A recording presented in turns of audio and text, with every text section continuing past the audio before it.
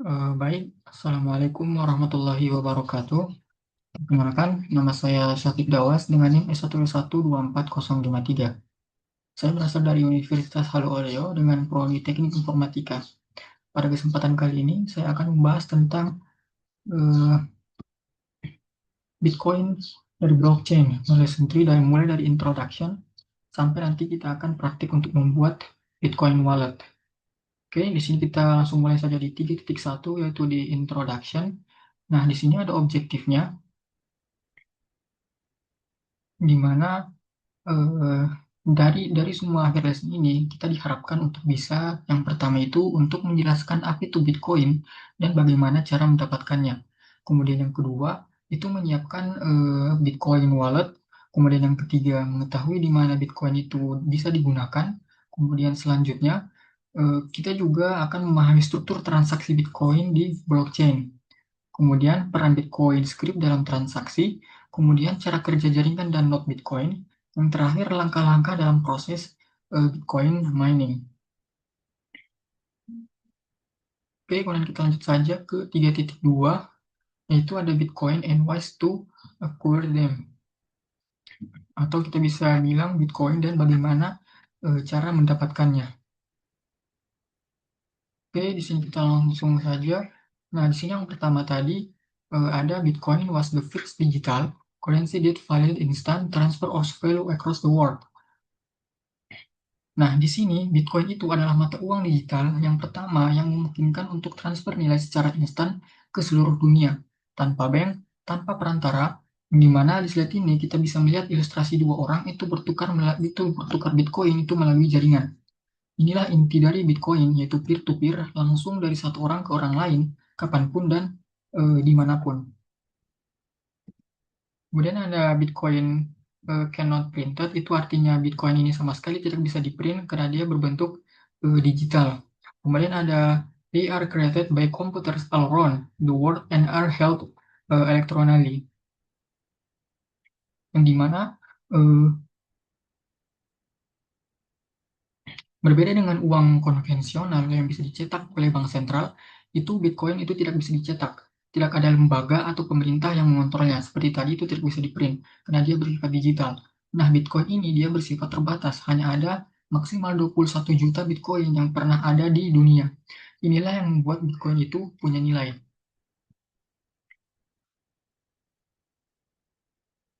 Oke, nah di sini kita akan membahas bagaimana Bitcoin itu diciptakan ya. Oke, nah di sini ada 2 poin.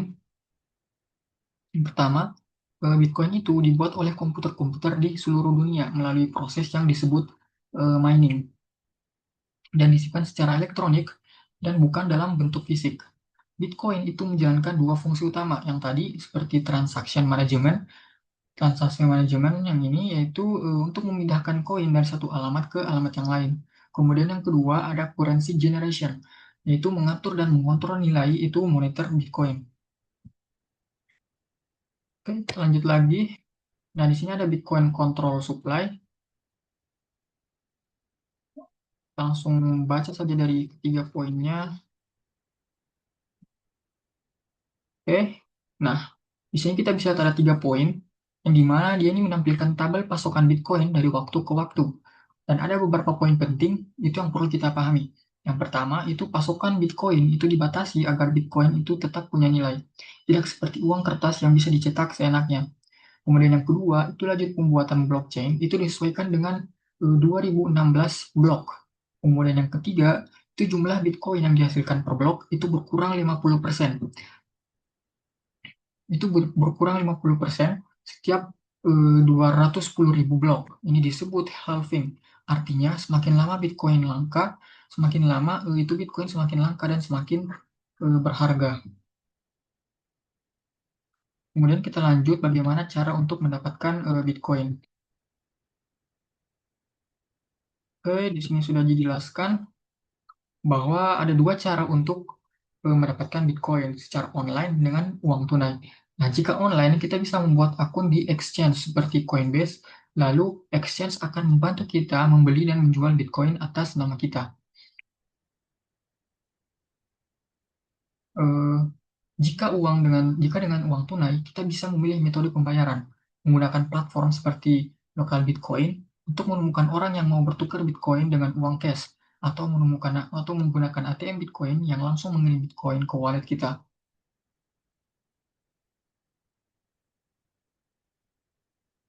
Oke, di sini ada step-stepnya seperti yang sudah saya jelaskan tadi.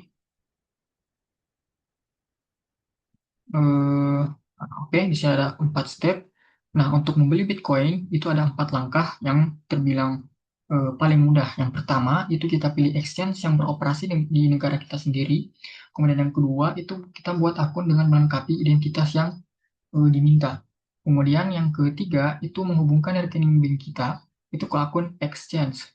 Kemudian yang keempat itu pilih jumlah Bitcoin yang ingin dibeli. Kemudian kita akan masukkan alamat Bitcoin kita, lalu konfirmasi pembeliannya. Kemudian ada base Bitcoin Exchange. Nah, di sini ada 5 poin. Yang pertama, eh, Coinbase itu adalah salah satu exchange terbesar di dunia. Kemudian, SpectroCoin itu menawarkan lebih dari 20 metode pembayaran. Kemudian, Indacoin itu memungkinkan pembelian Bitcoin dan 700 koin lain dengan Visa atau Mastercard. Kemudian yang ketiga, itu Kraken sangat cepat untuk deposit dan pembelian di hari yang sama. Relatif yang keempat, kemudian yang kelima, local Bitcoins itu adalah layanan escrow yang mencocokkan pembeli dan penjual Bitcoin. Oke, kemudian kita langsung lanjut saja ke 3.3 yaitu Bitcoin Wallet and ways to set them up. Then up.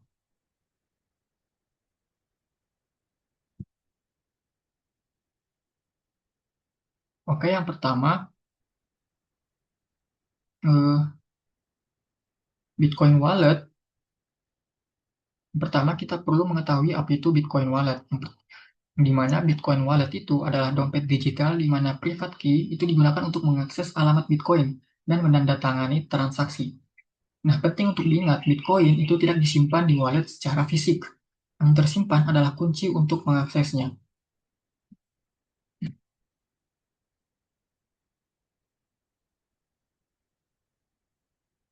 Nah, kemudian ada jenis-jenis wallet. Di sini ada 5 poin. Nah, yang pertama itu software wallet, yang dimana dia ini diinstal di komputer kita untuk menyimpan private key-nya. Kemudian ada web wallet, yang dimana dia ini berbasis online, bisa diakses dari perangkat apapun. Kemudian yang ketiga ada hardware wallet, dia ini menyimpan private key di perangkat fisik seperti USB drive, paling aman dari serangan online. Kemudian yang keempat yaitu brain wallet, di mana konsep unik di mana kita menghafal seed phrase untuk mengakses Bitcoin kita. Kemudian ada yang terakhir yaitu mobile wallet, di mana aplikasi di smartphone yang menyimpan private key dan memungkinkan pembayaran langsung dari ponsel. Kemudian yang terakhir ada contoh dari Bitcoin wallet. Oke. Nah, contohnya itu masing-masing dari kategori. Yang pertama ada software, itu contohnya seperti Armory atau Bitcoin Core, Multibit Hit, HD. Kemudian ada web yaitu Coinbase, ada blockchain, kemudian Circle. Kemudian untuk hardware ada Ledger, Trezor, OpenDime. Kemudian yang terakhir untuk mobile yaitu ada Brit Wallet, Mycelium, dan Bitcoin Wallet. Oke, kita lanjut ke 3.4 yaitu demo setup a web wallet and software wallet.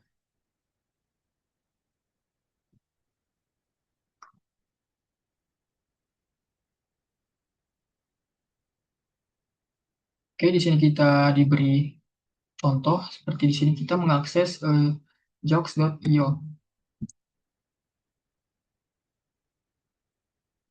Dan di sini kita bisa langsung download saja. Cuma karena sekarang jokes.io sudah tidak terpakai atau sudah jarang untuk digunakan, jadi kita bisa langsung beralih ke contoh yang keduanya saja. Seperti di sini dia mencoba untuk menggunakan Exobus. Nah, di sini ada cara untuk menginstal Jaxio-nya. Kemudian yang kedua, di sini kita akan belajar tentang Exodus. Nah, di sini kita bisa mencoba untuk mendownload Exodus-nya. Kemudian jika sudah, kita bisa langsung membukanya. Nah, di sini ada tampilan untuk eh, transaksi Bitcoin-nya. Nah, di sini adalah address dari Bitcoin kita. Kita bisa mengkopinya untuk digunakan nanti. Di mana yang pertama tadi kita bahas tentang JAX Liberty, di mana dia ini adalah web wallet yang user friendly dan mendukung banyak koin. Kemudian yang kedua tadi kita sudah mencontohkan Exodus, yang di mana dia ini itu adalah software wallet dengan tampilan yang sangat intuitif dan mendukung berbagai aset kripto. Kemudian kita langsung saja lanjut ke 3.5, yaitu example of where to use Bitcoin.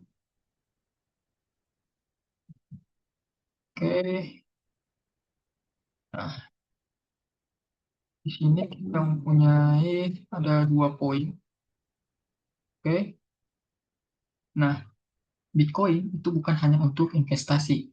Bitcoin itu juga bisa digunakan untuk belanja. Ada 2 cara penggunaannya, yaitu online dan offline. Oke,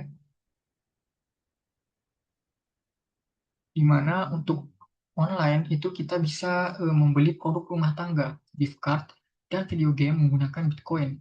Kemudian untuk secara offline kita bisa membeli makanan, bahkan ada kafe di Praha yang hanya menerima Bitcoin.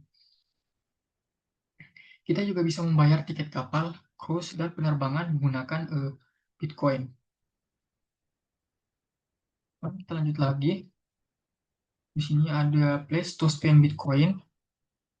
Di sini dia ada 9 poin. Oke. Atau di mana di sini ada banyak tempat besar yang menerima Bitcoin. Yang di mana yang pertama itu overstock.com, yang di mana dia ini adalah retailer online pertama yang menerima Bitcoin.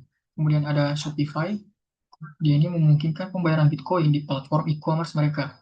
Kemudian ada Chip Air, yang di mana dia ini menerima Bitcoin untuk tiket pesawat. Kemudian ada Expedia, di mana dia menerima Bitcoin untuk pemesanan hotel. Kemudian ada Giveler, dia menjual gift card dengan Bitcoin.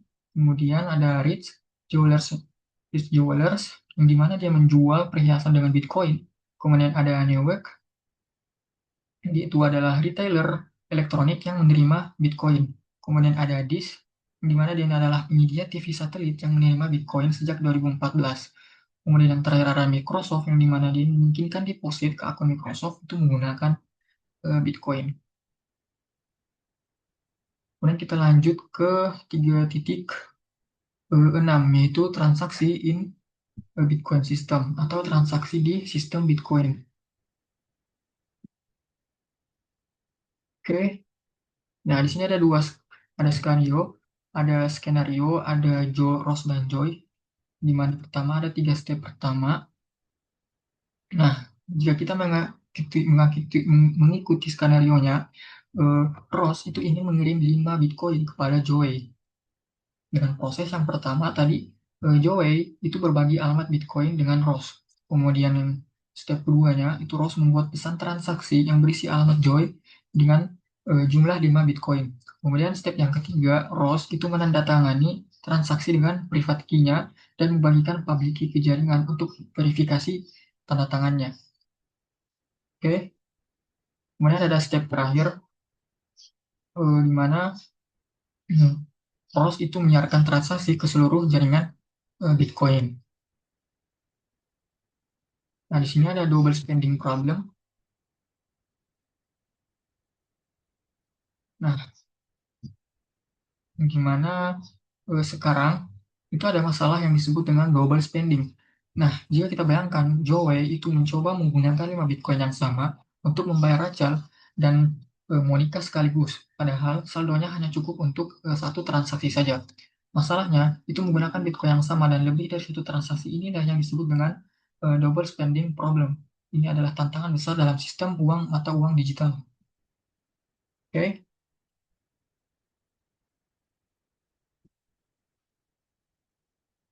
Nah, oke. Kemudian kita masuk yang terakhir, yaitu encountering double spending in blockchain. Nah, blockchain itu menyelesaikan masalah double spending itu melalui 4 mekanisme keamanan. Yang pertama, itu double transaksi, detail transaksi dikirim ke semua atau sebanyak mungkin node jaringan. Kemudian yang kedua, blockchain itu terus tumbuh dan setiap peer itu menyimpan salinan blockchain mereka sendiri. Yang ketiga, blockchain itu memastikan hanya modifikasi apapun pada sebuah blok akan memerlukan rekomputasi dan blok berikutnya.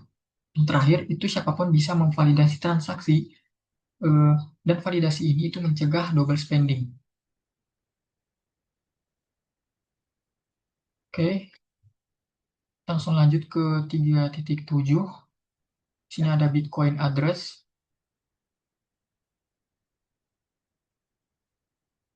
Nah, yang pertama itu cuma di in Bitcoin, yang dimana Bitcoin itu bukan sepenuhnya anonim, melainkan pseudonym. Pseudonymity itu berarti pengguna itu memiliki identitas yang tersamar dan tidak mengungkapkan identitas asli mereka. Tiga hal penting tentang ini, Bitcoin itu adalah blockchain tanpa izin. Kita tidak perlu mendaftar akun, kemudian public key dan private key kita itu dihasilkan oleh wallet. Alamat Bitcoin itu berfungsi sebagai identifier dan atau pseudonym untuk transaksi pengguna.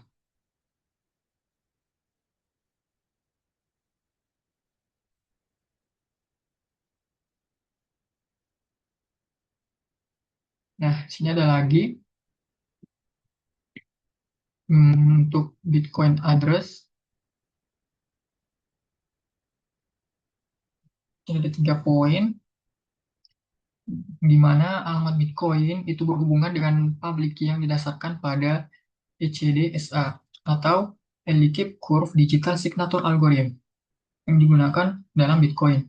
Contoh alamat Bitcoin yang nyata terlihat seperti ini. Serangkaian karakter acar yang panjang, satu wallet bisa memiliki banyak email dan setiap alamat itu bisa digunakan untuk transaksi yang berbeda-beda. Kemudian kita lanjut ke Bitcoin transaction.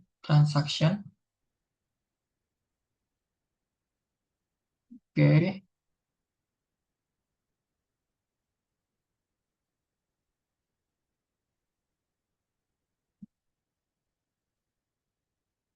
kita masuk ke Bitcoin transaction. Nah, UTXO atau lifespan transaksi output adalah blok bangunan fundamental dari Bitcoin. Contoh,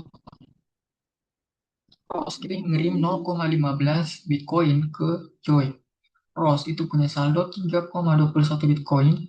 Saat transaksi itu terjadi, sistem itu menghancurkan output sebesar 0,2 Bitcoin dan membuat output baru senilai 0,05 Bitcoin sebagai kembalian ke Ross. Setelah transaksi, saldo Ross itu menjadi 3,06 Bitcoin.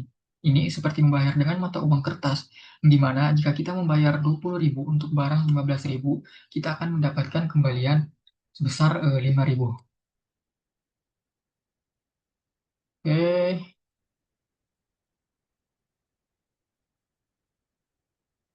nah di sini ada lagi Bitcoin Transaction Structure, di mana setiap transaksi Bitcoin itu memiliki 3 komponen. Yang pertama itu input, yang dimana dia ini catatan alamat Bitcoin mana yang digunakan untuk mengirim Bitcoin kepada penerima. Kemudian amount, dia adalah jumlah Bitcoin yang dikirim oleh pengirim ke penerimanya. Yang terakhir itu adalah output, di mana dia ini dikirimkan kembali ke alamat jaringan, ke alamat pengirim sebagai kembalian. Kemudian ada Bitcoin transaction input dan output. Oke.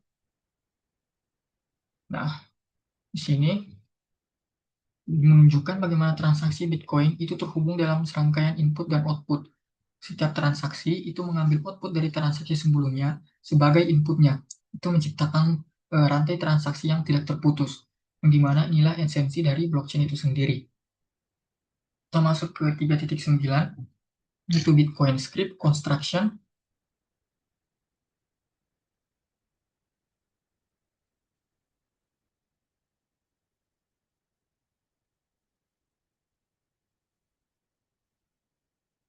Oke,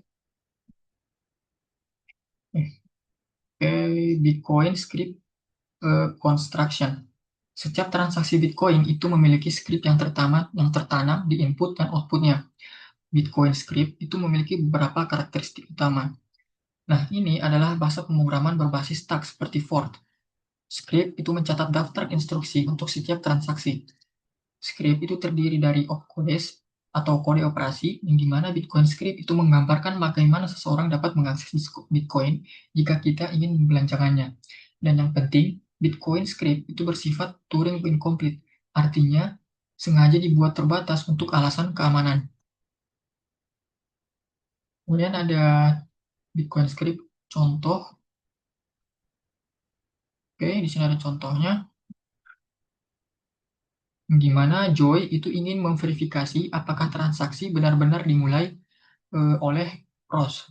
Transaksi itu dari Ross dimulai, public key itu transaksi transaksinya itu dimulai dari Ross. Public key Ross itu dikirim bersama tanda tangan yang kemudian Joy bisa verifikasi. Dalam sistem Bitcoin yang sebenarnya, Ross itu mengirim script SIG dan script public key ke Joy. Joy hanya bisa membelanjakan Bitcoin jika kedua script tersebut mengembalikan nilai true setelah dieksekusi.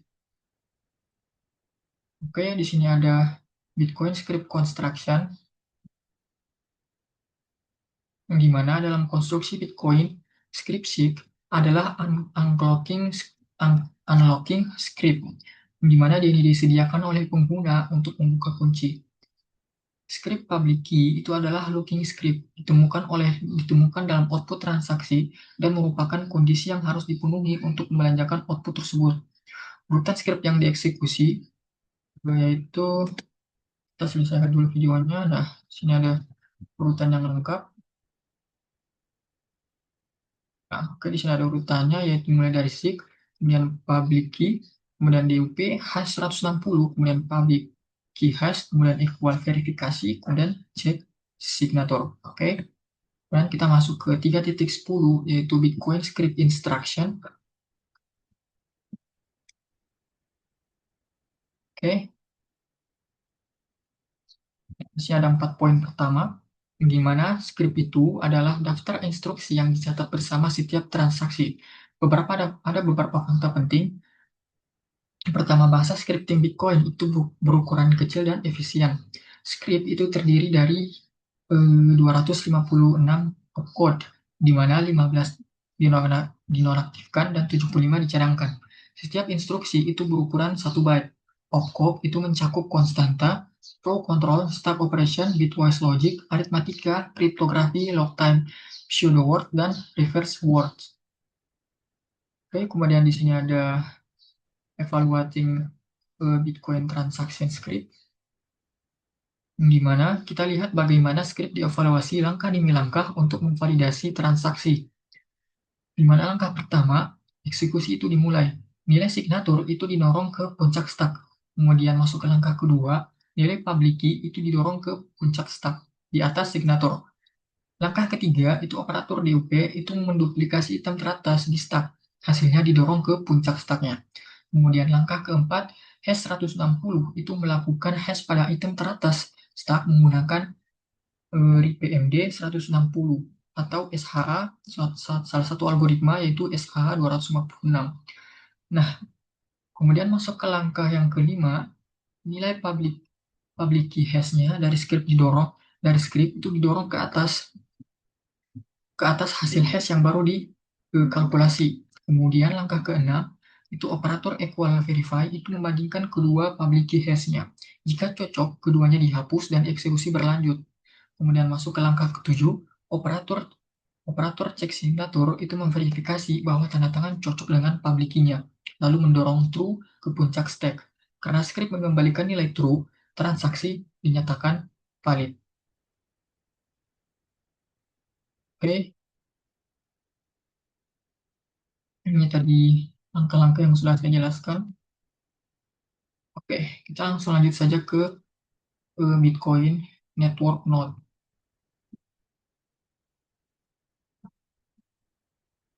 Oke,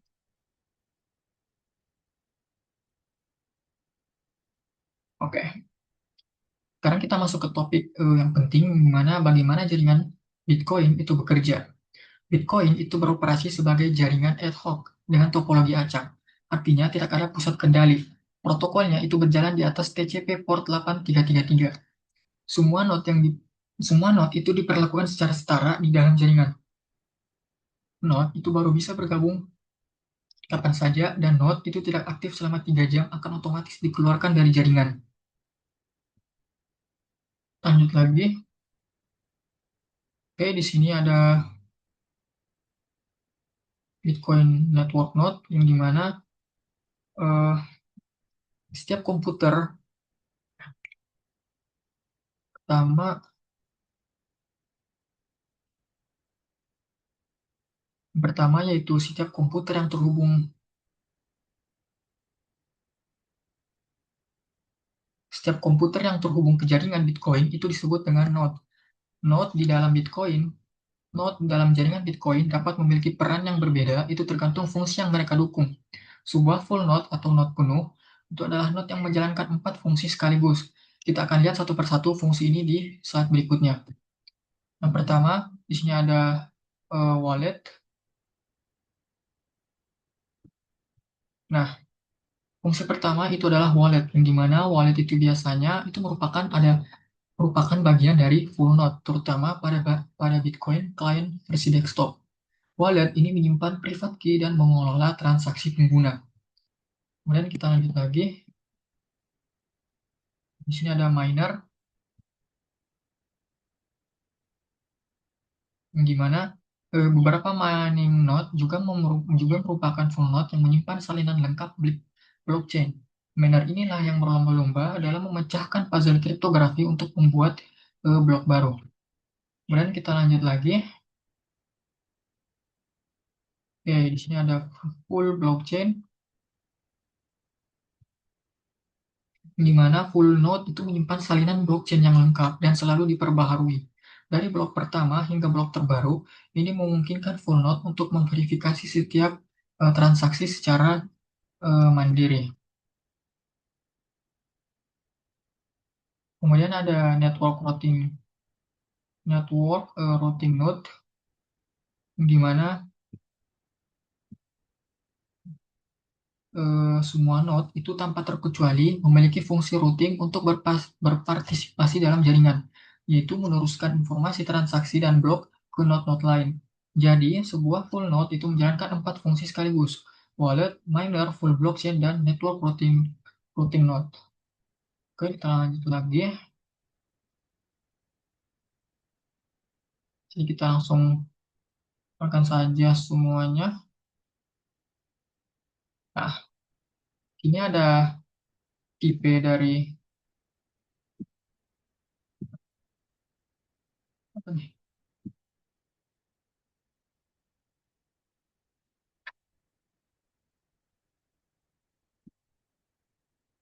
Ada tipe dari blockchain, misalnya tipe Bitcoin node. Oke, nah kita lihat satu persatu.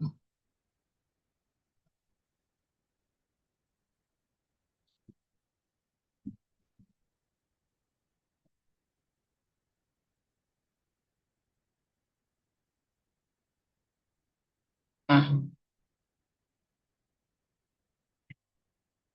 di sini kita bisa melihat berbagai jenis node yang ada di dalam jaringan Bitcoin. Itu tergantung kombinasi fungsi yang mereka jalankan. Yang pertama itu ada reference client atau Bitcoin Core, di mana ini adalah full node yang paling lengkap. Dia ini menjalankan wallet, miner, full blockchain, database, dan network routing node. Kemudian yang kedua ada full blockchain node, ini memiliki fungsi mining dengan salinan lengkap blockchain dan Bitcoin peer-to-peer network routing. Kemudian ada solo miner, di mana ini hanya memiliki fungsi mining. Kemudian ada Lightweight atau SPV, wallet, berisi wallet dan network routing node tanpa menyimpan blockchain penuh. Kemudian ada pool protocol server, di mana dia ini gateway yang menghubungkan jaringan Bitcoin peer-to-peer ke node dan yang menjalankan protokol lain. Kemudian ada mining node, yang di mana node mining dengan salinan blockchain penuh dan network routing node. Kemudian ada Lightweight SPV Stratum Wallet, yang di mana wallet dengan network routing node di jaringan Stratum itu tanpa blockchain. Kemudian kita lanjut ke 3.12 yaitu joining Bitcoin network.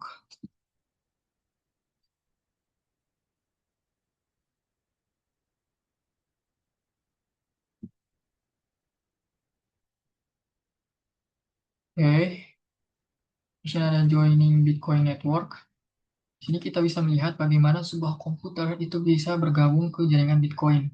Prosesnya itu cukup elegan, di mana di dalam jaringan Bitcoin ada node-node khusus itu yang disebut sebagai seed node. Seed node ini menyimpan alamat-alamat. Kita lihatkan dulu.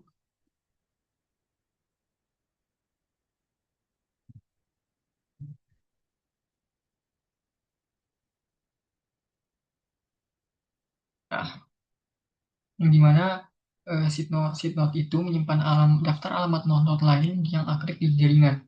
Nah, ketika ada node baru yang ingin bergabung, ia akan mengirimkan permintaan ke seed node. Berikan saya daftar alamat. Seed node itu kemudian merespon dengan memberikan daftar tersebut. Oke,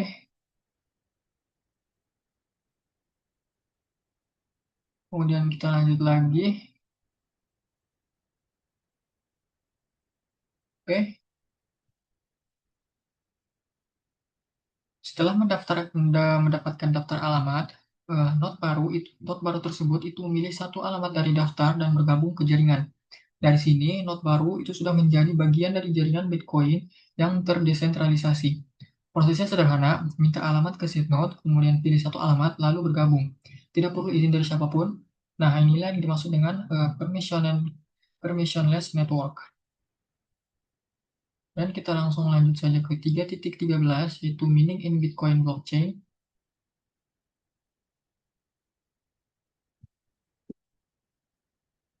Oke,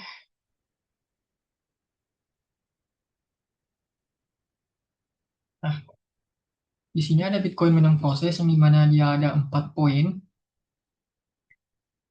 Proses di mana Bitcoin itu baru diciptakan. Nah, Bitcoin itu diciptakan melalui proses mining. Ada 4 langkah utama dalam Bitcoin mining. Yang pertama, autonomous check of every transaction. Setiap node secara mandiri itu memverifikasi setiap transaksi. Kemudian yang kedua, itu independent aggregation of transaksi. Untuk into new block, di mana transaksi-transaksi yang valid itu dikumpulkan dan dikemas menjadi blok baru. Kemudian langkah ketiga yaitu independent confirmation of new block by each node, di mana setiap node itu secara mandiri mengkonfirmasi blok baru yang ditemukan oleh miner. Kemudian yang terakhir, independent selection of the chain with the most cumulative computation, di mana setiap node itu secara mandiri memelihara rantai blockchain yang memiliki akumulasi komputasi terbesar, di mana inilah rantai yang dianggap invalid. Kemudian kita masuk ke 3.14, yaitu autonomous check of transaction.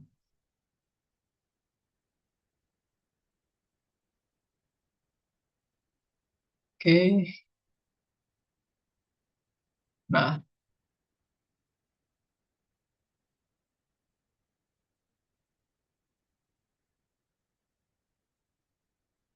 ini lagi contoh dari Ross dan Joy,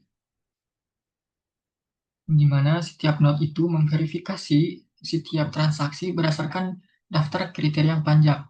Di slide ini kita lihat contohnya, Ross itu ingin mengirim 5 Bitcoin ke Joy. Transaksi ini disiarkan ke jaringan, dan setiap node yang digambarkan sebagai komputer-komputer yang saling terhubung itu memverifikasi transaksi tersebut secara mandiri. Jika valid, transaksi diteruskan ke node-node lain. Oke,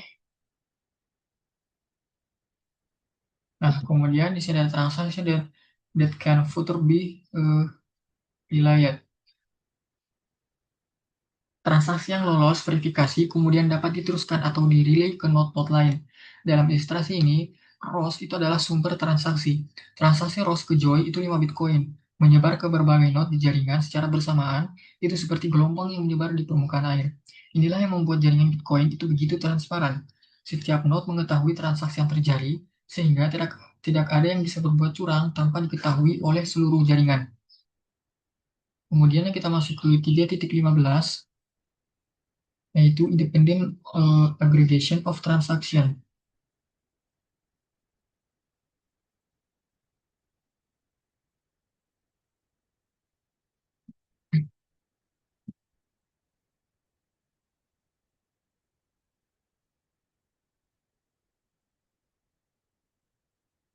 Oke, di sini ada the Independent Aggregation of Transaction into no block. Setiap transaksi itu diverifikasi. Langkah berikutnya adalah aggregation, pengumpulan transaksi ke dalam blok baru. Di mana di slide ini kita bisa lihat bahwa sekumpulan transaksi yang menunggu transaction pool itu bisa dibayangkan seperti antrian transaksi. Mining node-node mengambil transaksi-transaksi dari pool ini. Masing-masing bisa mengambil kombinasi yang berbeda, lalu mengemas mereka menjadi kandidat blok baru. Kemudian kita masuk ke alur yang lebih detailnya. Oke, di sini ada 8 proses. Nah, di sini saya akan jelaskan step by step-nya.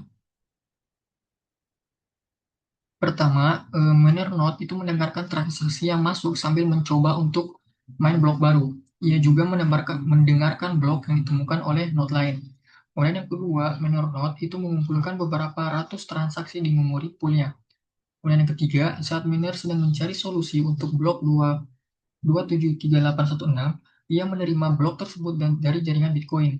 Kedatangan blok ini menandakan akhir dari kompetisi untuk blok tersebut. Kemudian yang keempat, sementara mencari solusi untuk blok 273816, miner juga mengumpulkan transaksi untuk blok berikutnya, yaitu blok 273817. Kemudian yang kelima, setelah menerima dan memvalidasi blok 273816, miner itu memeriksa semua transaksi di memori pool dan menghapus yang sudah masuk ke blok 273816. Kemudian yang keenam, transaksi yang tersisa di memori pool itu adalah transaksi yang belum dikonfirmasi dan menunggu untuk dimasukkan ke blok baru. Kemudian yang ketujuh, miner itu segera membuat kandidat untuk blok 273817. Disebut kandidat itu karena belum valid, belum ada proof of work. Blok ini baru menjadi valid jika miner berhasil menemukan solusi dari algoritma proof of work. Oke, juga sudah, kita langsung lanjut ke 3.16 yaitu mining puzzle.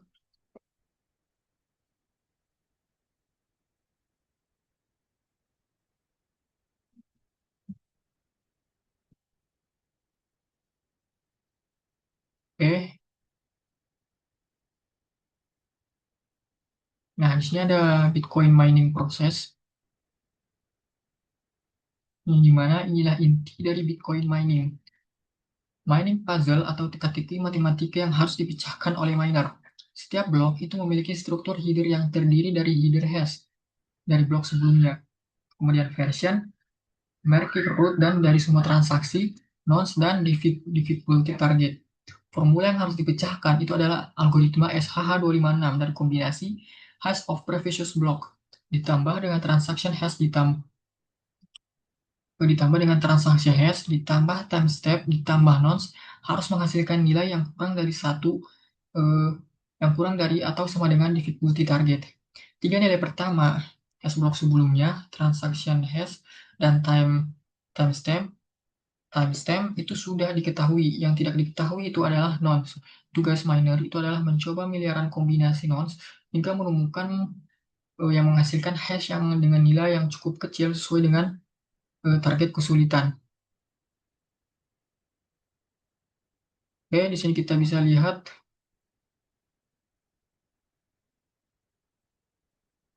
Oke, nah yang pertama, the miner who solve the puzzle in 10 minutes general the block. Nah, miner yang berhasil memenangkan puzzle dalam waktu kurang dari 10 menit itu akan menghasilkan blok baru tersebut. Dalam ilustrasi ini, kita bisa melihat beberapa miner berlomba, dan satu miner itu berhasil menandai bloknya dengan tanda centang biru, yang berarti dia yang menang.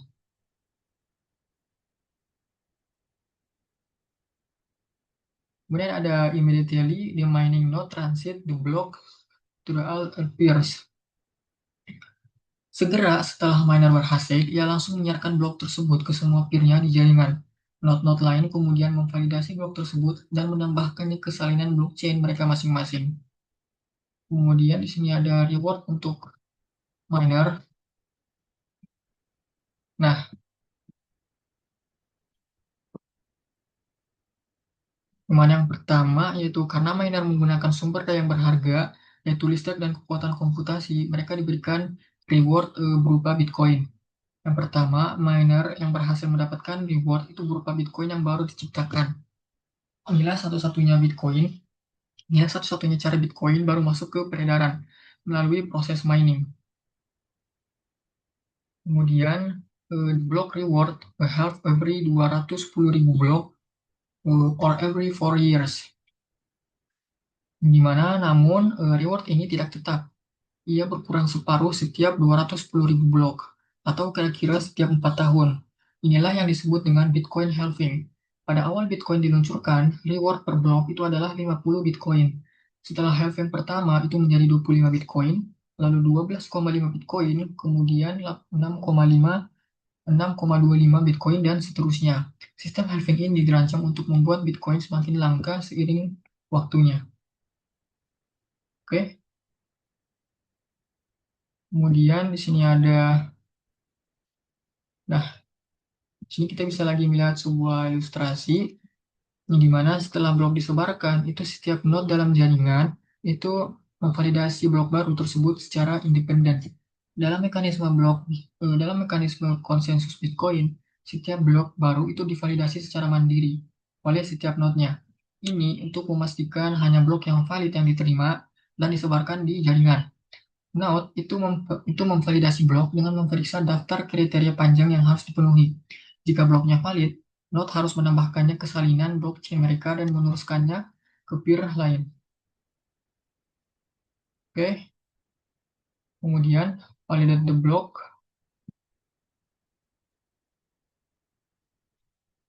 Langkah terakhirnya itu adalah assembly dan selection.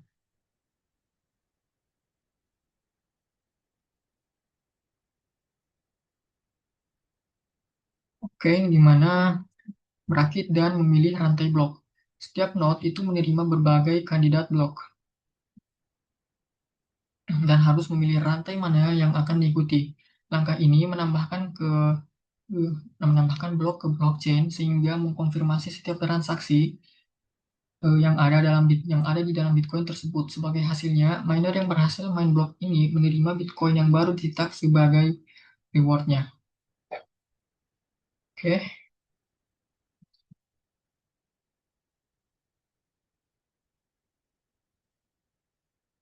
nah,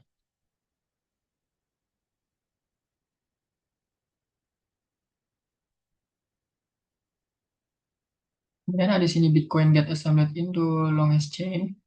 Mana di sini ada 3 poin di mana aturan pemilihan rantai Bitcoin itu sangat jelas. Selalu pilih rantai terpanjang atau lebih tepatnya rantai dengan akumulasi proof of work terbesar. Dengan memilih rantai yang paling sulit atau greatest difficulty chain, semua node itu pada akhirnya akan mencapai konsensus yang luas. Konflik sementara antar rantai itu akan diselesaikan dalam jangka panjang saat lebih banyak proof of work ditambahkan ke salah satu rantai.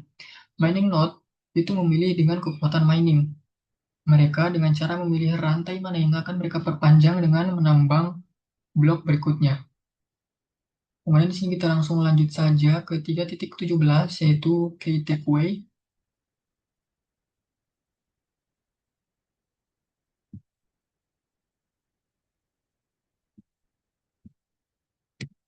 Nah, di sini di mana aduh,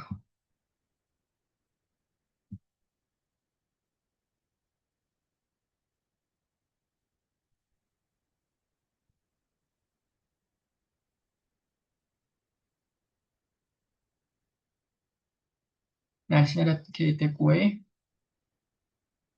di mana kita sudah menyelesaikan seluruh materi dari lesson 3 ini.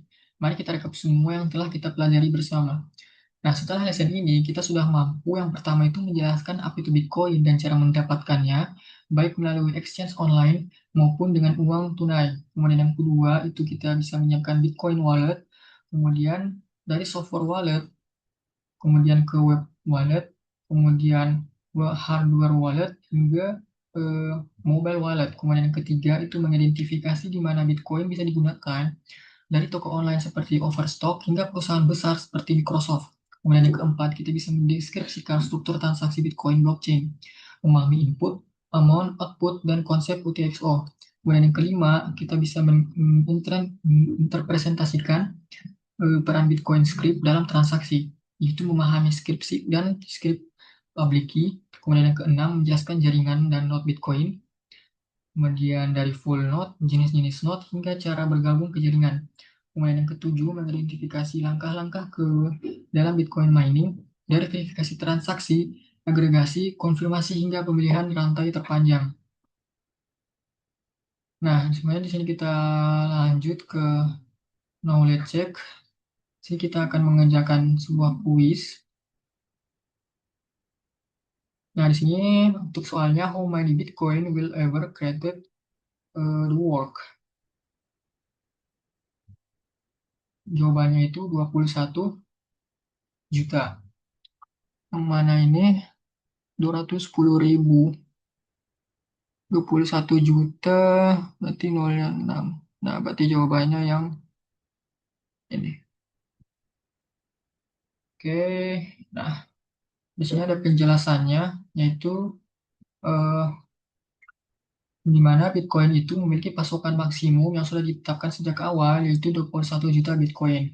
Di mana ini adalah salah satu fitur fundamental Bitcoin yang membuatnya bernilai.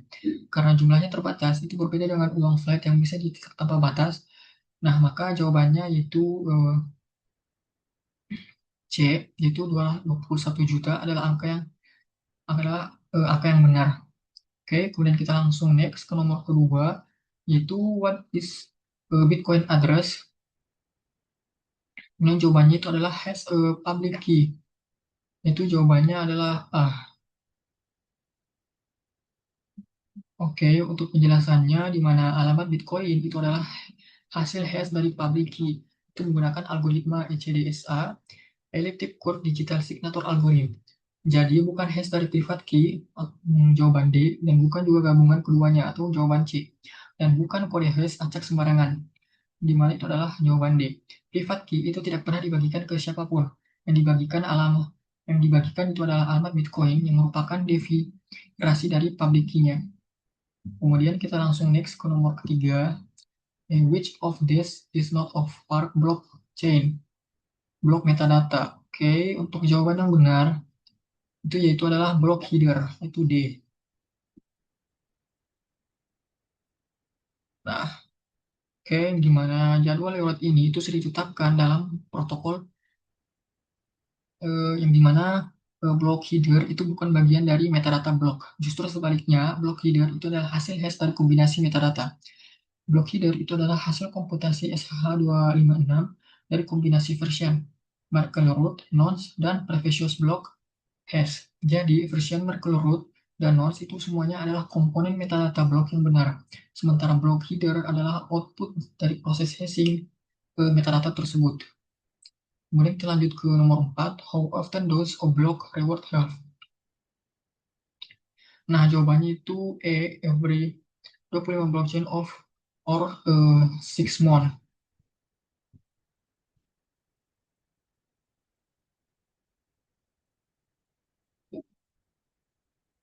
Oh, di sini saya salah, jadi jawaban yang benar yaitu adalah B, di mana penjelasannya itu jadwal reward ini itu sudah ditetapkan dalam protokol Bitcoin sejak Genesis block, di mana reward awal itu adalah 50 Bitcoin per blok dan berkurang 50% setiap 210.000 blok yang di mining, yang kira-kira terjadi setiap 4 tahun. Oke, kita lanjut lagi ke nomor 5. Which port is used Bitcoin client to connect to other Bitcoin nodes? Nah, di sini kita bisa pelajari bahwa dia menggunakan TCP 8333. Oke, secara default itu Bitcoin client itu menggunakan TCP port 8333. Di mana, nah ini dia menggunakan TCP port 8333 untuk terhubung ke node Bitcoin lainnya. Ini itu sudah ditetapkan dalam protokol Bitcoin. Protokol 8 protokol port 8080 dan 8200 itu biasanya digunakan untuk web server. Sedangkan port 992 itu biasanya digunakan untuk Telnet over SSL. Keduanya itu tidak relevan dengan Bitcoin. Oke, kemudian kita lanjut ke praktiknya. Sini kita akan membuat generate Bitcoin wallet.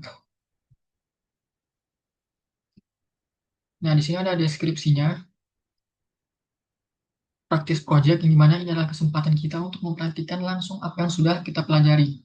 Nah, skenario-nya itu kita adalah karyawan Simple Learn yang diminta untuk membuat Bitcoin wallet bagi perusahaan agar bisa menerima pembayaran dalam bentuk Bitcoin untuk kursus-kursus yang dibeli oleh peserta. Ada tiga goals yang harus kita capai. Pertama itu generate single wallet, kemudian generate a paper wallet dengan purpose, kemudian yang ketiga cek wallet detail. Oke.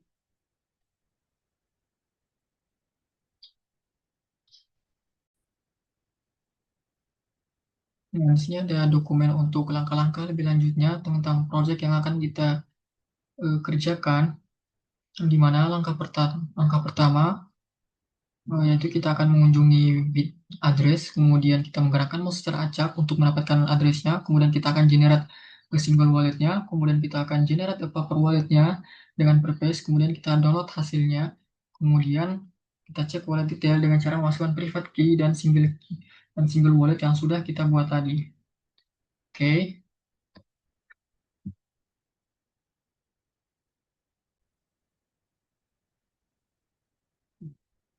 Di sini saya sudah masuk ke websitenya itu bitaddress.org. Nah, sesuai langkah-langkahnya, di sini kita bisa langsung menggerakkan mouse ini untuk menciptakan walletnya. Untuk menggerakkan mouse-nya kita bisa buat sembarang saja. Nah, di sini progresnya akan tertulis. Kita akan menggerakkan terus sampai mencapai 100%.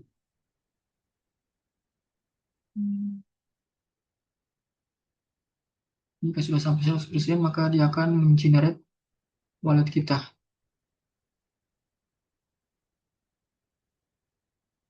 Nah, nah di sini kita bisa lihat di sini ada single wallet kita. Kita bisa langsung ambil saja.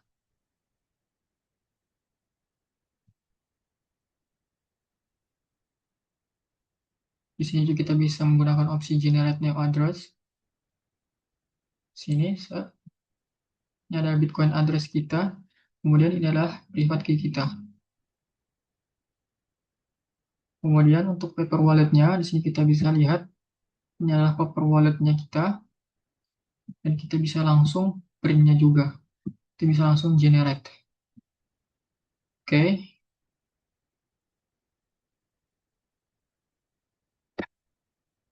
Nah, jadi kita sudah melaksanakan semua langkah-langkah dari proyek kita. Dan ini adalah akhir dari lesson 3 kita, yaitu Bitcoin blockchain. Di mana kita juga sudah memahami bagaimana cara kerja eh, Bitcoin blockchain dari bagian pertama hingga bagian kedua ini. Kita telah membahas topik yang sangat komprehensif ini. Kita sudah membahas cara kerja jaringan Bitcoin dan peran di dalamnya. Kita mengerti proses mining dari awal hingga reward yang diterima miner. Kita sudah membahas dan menjawab knowledge bersama, dan kita tahu cara praktis untuk membuat Bitcoin wallet sendiri melalui project di bitaddress.org. Nah, Bitcoin itu bukan sekedar uang digital. Ini itu adalah sistem kepercayaan yang dibangun di atas matematika dan kriptografi, bukan di atas institusi atau pemerintah. Itulah yang namanya yang membuatnya revolusional. Oke, mungkin itu saja dari saya. Jika ada salah kata, mohon dimaafkan. Mau Jika ada salah, mohon dimaafkan. Saya tutup dengan Assalamualaikum warahmatullahi wabarakatuh.